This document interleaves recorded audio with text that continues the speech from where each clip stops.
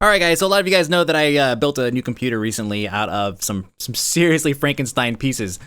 This is a time lapse that I put together here, just to show you guys, one, to show off the time lapse thing because I think it's kind of cool, and two, to kind of go over some of the crap that I did in order to make this thing happen. Some of it's kind of amusing.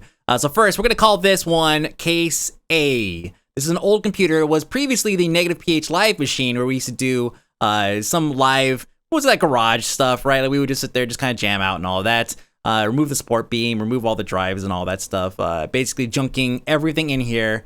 Even the optical drive, it gets taken out and it gets removed. It's a Core 2 Duo. I want to say it's got like 4, maybe 8 gigs of RAM. Nothing too like fantastic. It previously had an M-Audio 1010 card. That was a garbage ass like PCI Express card. I don't even know what that was. But it's a really low end card. That's great for testing. Just to have, it's nice to pick up like a used PCI Express card just to have lying around the box for testing purposes, because you want something that is low end. It could just run on anything, and you could just, if you fry it, then it doesn't really matter. Now, I have no idea what I'm going to end up using that other computer for. I might just take all the pieces and throw it in a milk crate and power it up whenever I want, like a display unit or something for fun. I have to probably hang it pretty high because eventually Declan's going to be like, ooh, what is that? Probably put his finger into it, which is going to be awesome. That's how I organize my screws. That's a nice little pill lid. Wipe everything down. Here's a little technique I like to use to kind of prevent a lot of dirt going around. You have obviously your blower, and then I basically spray some cleaner or some water into a paper towel, and then I just hold it on the other side of whatever it is I'm blowing out, like a fan or something, and it catches almost everything that the air can blows out, which is great because you don't want to have this crap flying all over the room. All right, now I have the lights on, a glass of wine, and everything's clean. I could go ahead and actually start preparing and setting up myself. I think I'm watching the 1980s Sherlock flick on the back corner. Oh no, I'm watching Indie Game the movie. I hadn't actually watched that yet. I've owned it for so long. I never actually sat down and watched it. Brilliant flick. I highly recommend going and checking it out. This is the Seasonic X Series 760 watts. It's really highly rated, so I decided to pick it up. I have no loyalty to any specific power supply. I hope this is the one that kind of keeps me locked into this brand. So here we go. The first major component is the Intel DX79SR with Wi-Fi and Bluetooth capability, blah blah blah, right? It's basically just a doodad that you plug into the damn USB slot and hang off the ass end of it, which is actually kind of a gimmick, but it doesn't matter. The main reason why I chose this one over like an Asus or MSI or any other of your favorite brands, right, is actually because of the layout itself. The standard layout for most of these boards, the ones that include a PCI slot, because a PCI slot is absolutely necessary for what I do. Just one. I don't need very many, just one. The PCI slot has to be unobstructed. And by that, what I mean is two things cannot happen. I can't have a video card covering the PCI slot, and I can't have the video card covering any of the cable connectors at the bottom of the board. And if you go with, like, let's say a great example would be the Sabertooth X79, right, which is a great board, $300. You know, it's expensive, but it's a fantastic board. The problem is that its layout goes like this: PCI Express X16, so basically it was a video card, right, and then a small PCI Express, okay, and then another small, and then another video card slot, and then a PCI slot, which is what I need for my M-Audio 1010 LT, my sound card, and then another video card slot. Now, I'm putting the same video card slot in quotes for those of you guys who are maybe not familiar with, like, PCI X16 at X16 speed, whatever. And the problem with most board layouts is that secondary PCI Express slot that's made for video cards, if you put a video card in it, a good one that usually takes up 2 slots, you're gonna obstruct your PCI slot. Okay, well, there's the third one at the very bottom that you could go to, and some boards you have to actually reallocate resources by like disabling USB 3.0 or some crap in order to actually get the full speed out of it, because USB 3.0 apparently like piggybacks off of some of the lanes that that last stupid slot uses, which is dumb. I'm not sure if that's the case for the Sabertooth X79, but those of you guys are familiar with motherboards, you guys probably know what I'm talking about. But if you install it in the very last slot on like the Sabertooth and pretty much every other damn video card motherboard out there, you end up obstructing some of your USB slots. And I think the reason why they do that is because they know if you put a video card in there, you're gonna have to disable, some of those to free up resources or whatever the hell the problem is. And so they don't care if you end up blocking that. I do. I can't have that. So that is why this one board, it literally was this one board, was the only one that would actually work for my setup. And so I said, fuck it. If this is what works, then this is what we go with, right? That makes sense. Now, the next thing is going to be the processor. A lot of people are probably wondering, why did you go with a 3820 versus going with the 3770K? The problem with the 3770K is that, frankly, the board, the socket is not going to be hex compatible, and that's pretty much the end of the line right there. Even the motherboards, it was really difficult to find a motherboard that was even remotely what I needed. I need to have a certain number of PCI Express slots, and then of course a PCI slot, and honestly, they just don't carry that stuff. It's good. The Z77 boards with the 3770K processors are great for gamers. That's fantastic. It's even great for people who want to work, with video editing apps. But it's not quite enough for my particular needs. It's just not. And I needed to go a route that would allow me to be able to expand, get a little bit of good overclocking in. Like right now, the system's overclocked, right? What is it, like the 3820 is sitting at like 3.6. I have it bumped up to like 4 gigahertz. It's nothing. That's practically nothing. But at the same time, with my current build, I don't need to actually have it go any faster than that, especially given the fact that I have 64 gigabytes of RAM. Everything I render into like RAM, and then I pull it from the previews there, and I'm able to render something out like extremely fast. So eventually, once I get maybe a better cooling system installed, like a gigantic, floor fan or something mounted to the back of my rack, that's when I'll look into, overclocking it further, or even, upgrading to a hex processor, hex cores. So we'll see how that goes. It's more future oriented. When you're buying a 3770K with a Z77 board, you're basically buying it to throw it away in like 2 years. And that's pretty much the bottom line. For me, I'm buying this so that I can take it, slap another processor in it next year, and at the end of next year, and it'll last another 2 years, and that'll pretty much be it. 64 gigabytes is not going to go out of style in 3 years. It's just not. I've been running 18 gigabytes on my main rig for the past 3 years, and it's been great. And as a matter of fact, it's still plenty. So yeah, that's pretty much that's the reason why I chose this particular motherboard and processor combo. I do want to do an upgrade later on next year. And of course, that's all like related to business, right? Like if business sucks over this next year, then I won't upgrade because I can't afford it, right? But if business goes great, then I'll throw down the money, get a hexa-core, and then I'll kind of move from there. Then of course you see that I'm installing RAM right here. The RAM, notice how I have half of them in, half of them out, because it's quad. So the quad channel, you put 4 in to begin with, then I'll leave 4 out. Whenever you buy multiple sticks of RAM for a new build, always put in like the minimum that you can, right? In my case, I put in 4. The main reason why is because you never know when you're gonna have a bad RAM stick. And if you have 8 sticks inside of a brand new build and you boot it up and you get an error, then guess what? You're gonna be swapping out sticks so you figure out which one it is. The best thing for you to do is just throw 4 sticks in there, right? In my case, throw 4 sticks in there, boot it up. If it works, fantastic. If it doesn't, I only have to go through 4 fucking sticks to figure out which one is the failure here, right? All right, so here I'm gonna start working on putting in the H80. I really wanted to get the H100. That's the one with the gigantic radiator, but I knew a couple things. One, it sure as fuck wasn't gonna fit in this thing. And 2, it wasn't my business card, right? I use my business card to spread the thermal grease. First, I get rid of the garbage that comes on it. I hate that stuff.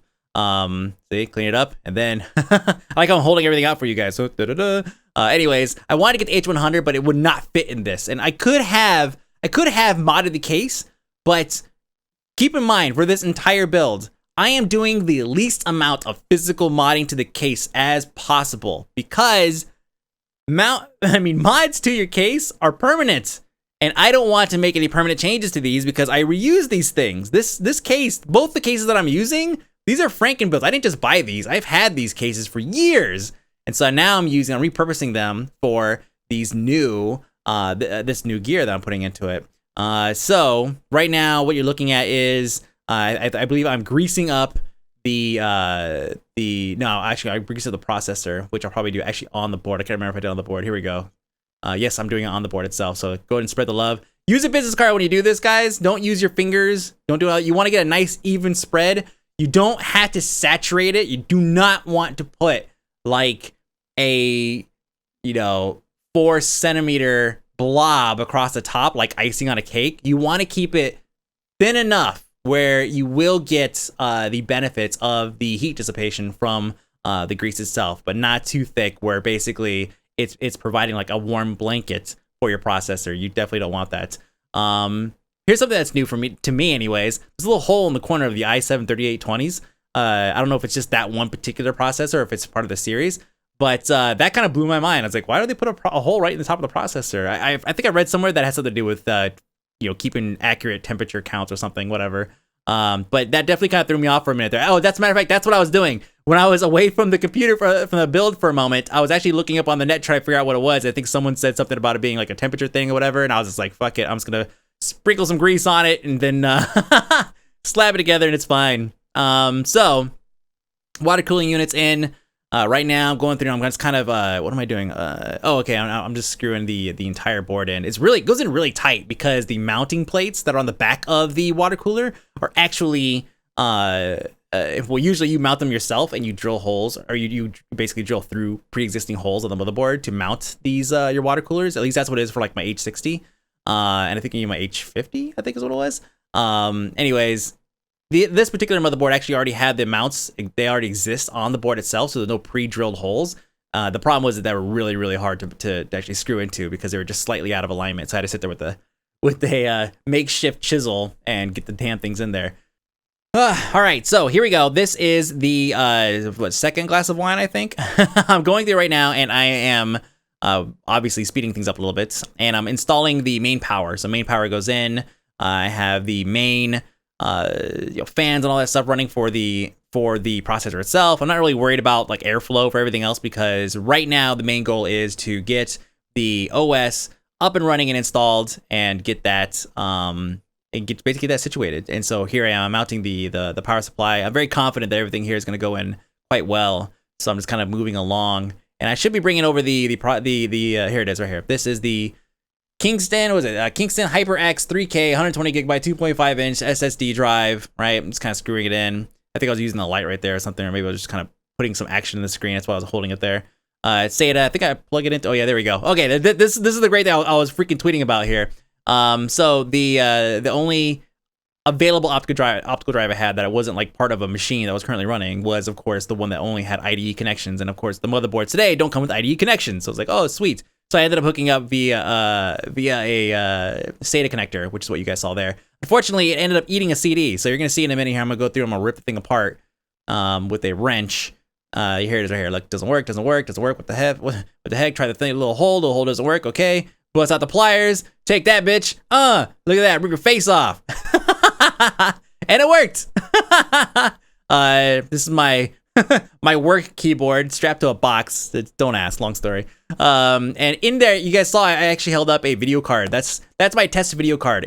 I highly recommend, if you guys can, pick up off of eBay like any cheap PCI Express, ATI, doesn't matter, NVIDIA video card, because they're really great for testing for new builds, because it's something that you could kind of throw in, and it's one less thing you have to worry about in your testing phase, right? And they're cheap, they're garbage, so you can just throw them around, whatever. And if you slap them in one day and they don't work, then guess what? You replace it again if you need to. I only recommend it for people who are going to be using or doing like multiple builds or need testing material because they have multiple computers or anything like that.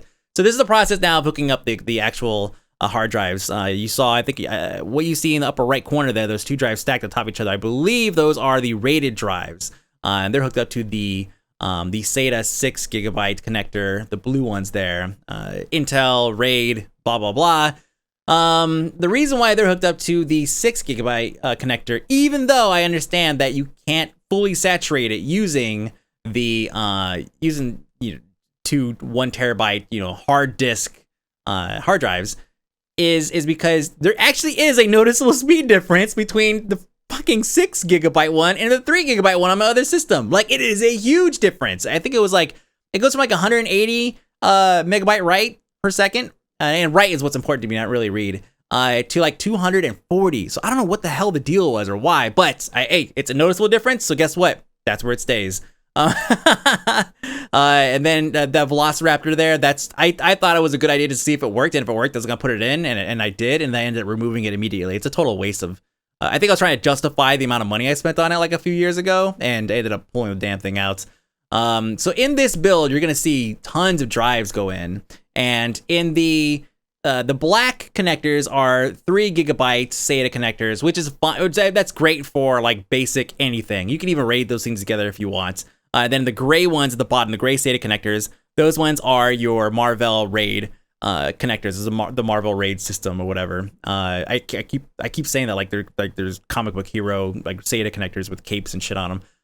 Anyways, right now I'm basically writing down the connectors and marking all of the cables themselves, so that way I can rip everything out and plug it all back in very easily. This is how you build a machine when you first start out, because you don't want to go and mount everything like permanently and then boot up and then end up having problems or something, right? You always want to build it in pieces with everything accessible, and then you go in and you finish the build. So right now everything's fine, everything's great, everything boots up, everything's recognized, and so I'm like, sweet, time to actually get down to business, tighten up cables, which is what I'm doing. Make it look all pretty, and then we're gonna go in and install the hard drives. Yes, I'm showing you guys. Though again, the only reason why I'm going through such great lengths to do this is because you guys are watching. If you guys weren't watching, I would just kind of stuff those cables into the corner and just call it a day, and that would be the end. But I am glad that I did it, because it does help promote better airflow, and in the case, I absolutely need to have really good airflow. And by case, I don't mean in this computer case. I mean in the actual case that this entire computer is gonna be sliding into. So this is the process, obviously, of getting all the keyboards together. You see Tank in the background, upper right corner. Hey, CM Stacker. Love you, baby. Been with me for years. I think I've had this thing since 2005 or something. Definitely a long. It's still a great freaking case. I'm keeping it. I'm not getting rid of it. Anyway, so here we go. I took I loosely mounted some hard drives, very loosely, and now I'm trying to squeeze it in. I knew immediately that I wasn't going to fit with the 120 millimeter fan, so I decided to go and try some stuff, and obviously it wouldn't fit because the SATA connectors are there, so here I am dismantling everything. So the SATA connectors, it doesn't work for one reason, because it just doesn't fucking work. And that's it. No L connector is gonna save my ass. It will not fit. It's that tight. And I'm not, what did I say at the beginning? I said I'm not modding anything here. So we're gonna just move on. This is case B. Case B had an i5, what is it, 2500K, I think is what's in there. I just pulled that out. I just pulled it out, threw it on the ground. No, I'm just kidding. No, I pulled that out because that's going in the other case. Now, so right now I'm just, that was me testing to make sure that this board is going to fit with the hard drives. And the thumbs up was basically me saying, yes, it's going to work with the hard drives. So this is case B, and it's not quite as awesome as case A. Case B is a little flimsier than case A is, but it's roomier. So it's actually going to house everything that I'm putting into it. Thankfully, all of my cables are strapped and ready to go. All I had to do is just move everything over, right? See, I'm showing you guys. I'm like, see, look, I'm twist tying things. What's up? I'm zip tying things. Hey, give me kudos, thumbs up if you like zip ties. Everything.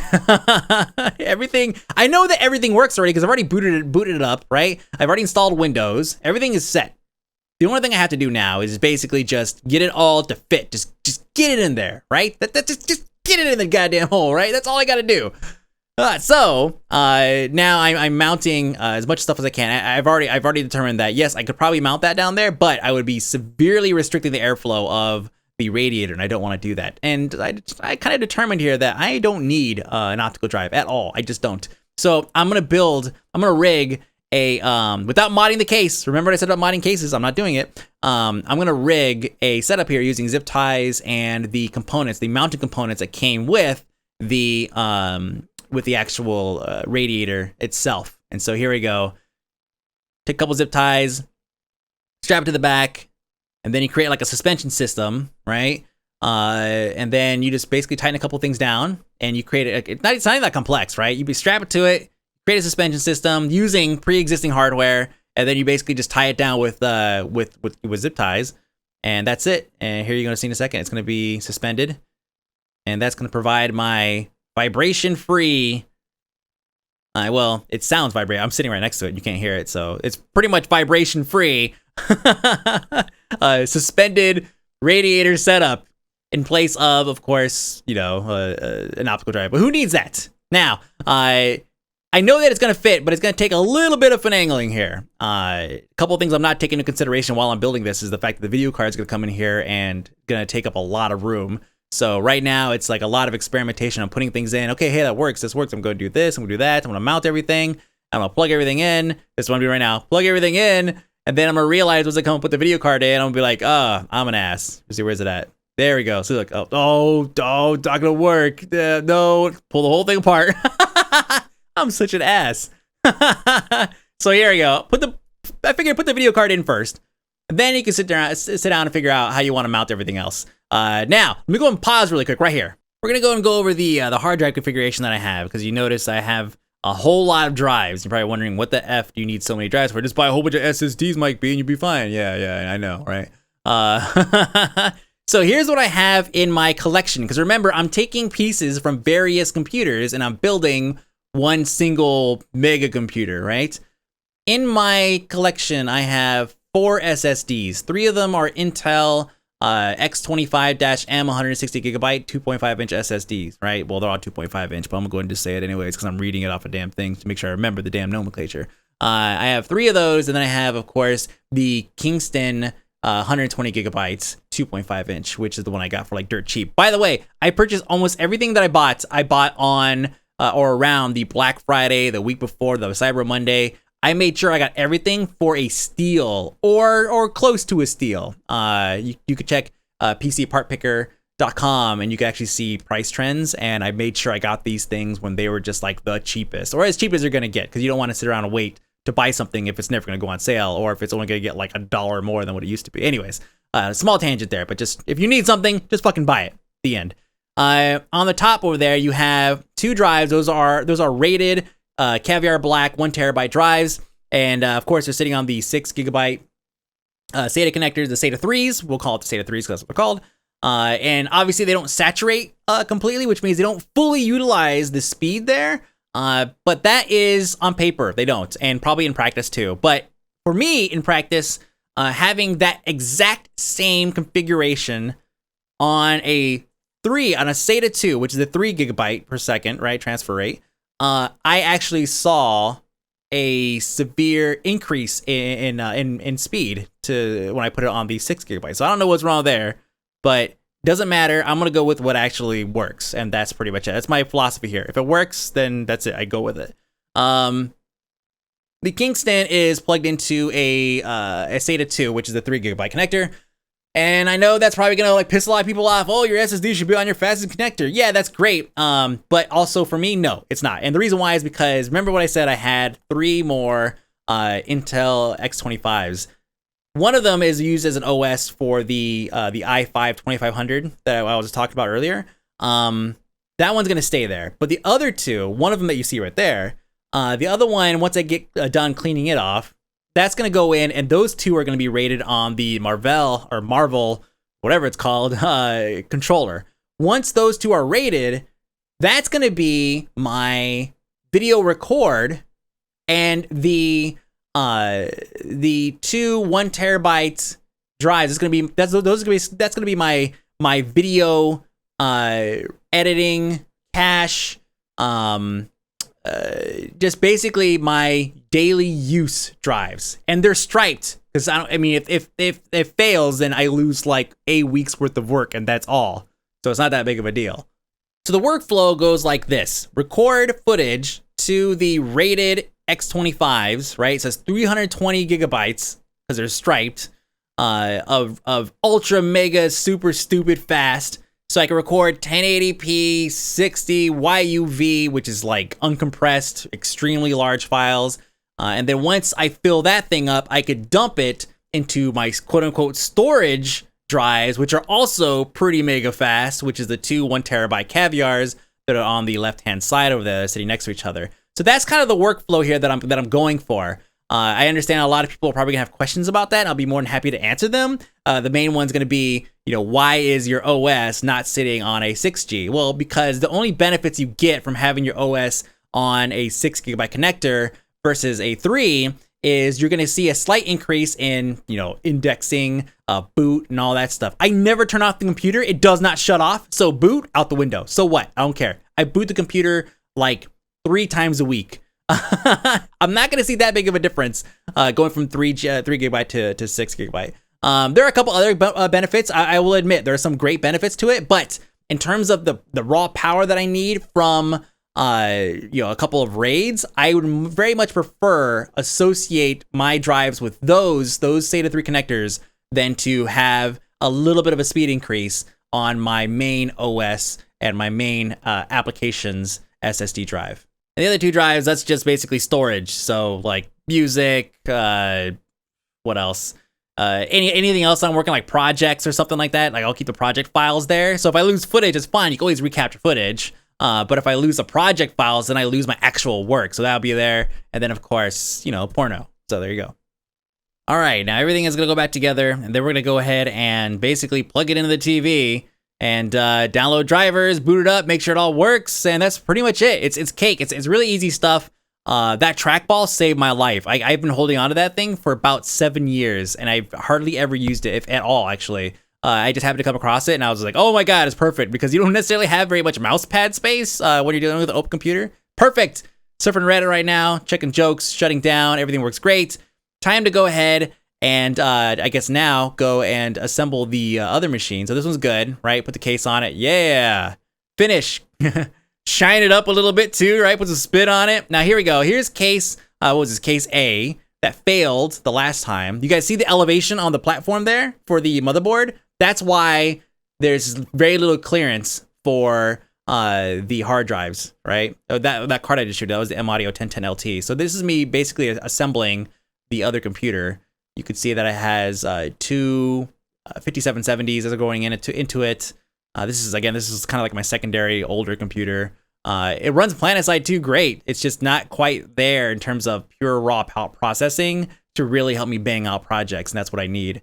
It's really good for like the live stuff and for like various other projects and rendering and all that stuff, and that's pretty much it. But you see the fan, putting the fan back in. Oh, actually, no, I think I mounted it and I forgot to put the fan in. I forgot to screw that damn thing in. That's coming up shortly, I think.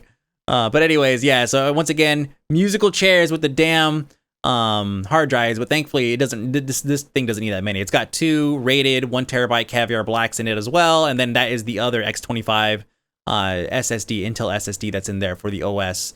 And then over there in the corner, you can see I'm basically strapping down the processor. That is another Corsair H something. That's Declan. He just said, "What's up?" And then and now it's basically just finishing things up. At some point here, I'm gonna realize that I forgot to mount that damn thing. Oh, there he goes. I screwed it in. I think I may have like screwed it in so quickly that it didn't actually catch on the film. Here we go. Rigging together another fan placement. Because there's those vents in the back, so you want to take advantage of them by putting a gigantic 125mm fan back there, and it works. So this is basically booting it up to make sure that I didn't destroy it in the process of tearing it down and rebuilding it. Nope, boots up just fine. You can see the Game Breaker logo. Checking everything, make sure it's good. Thumbs up. Boom. Now, time to go ahead and you can see the cable mess that's back there. That's been remedied, thank God. But now we're mounting it into the case, and that's it. There you go. On top of this is going to go like a compressor, headphone amp, and there's a headphone amp right there, and then of course the compressor, and then I'll put a little table in it, and of course the power surge. But that's pretty much it. I hope you guys don't mind the stream of consciousness here. It's basically I'm just trying to recap and remember everything that I did, and I want to kind of put this out. It'd be kind of a cool video to watch in 20 years when computers are all like built into our brains and our phones and everything. We'll be like, wow, you had to do all that stuff back then. That's gonna be really great. It's gonna be really great to watch this. But anyways, I have the parts list for a lot of the stuff that I'm using for this and for the other computer in the description below. So feel free to check that out. If you guys want to ask questions, go ahead. I hope you guys understand there gonna be some questions I'm just not going to answer. Like there's some, especially if it's gonna be something about like brand or something, like why one brand versus another. I made sure that everything that I picked was a decent brand and absolutely fit my specific need. Brand doesn't fall into place when it comes to need. Obviously, I'm not gonna buy,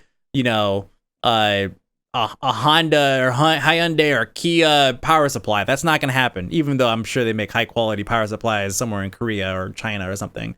But not here. Not happening. So again, hope you guys enjoyed this stream of consciousness about the computer, and that's it. I will see you guys later.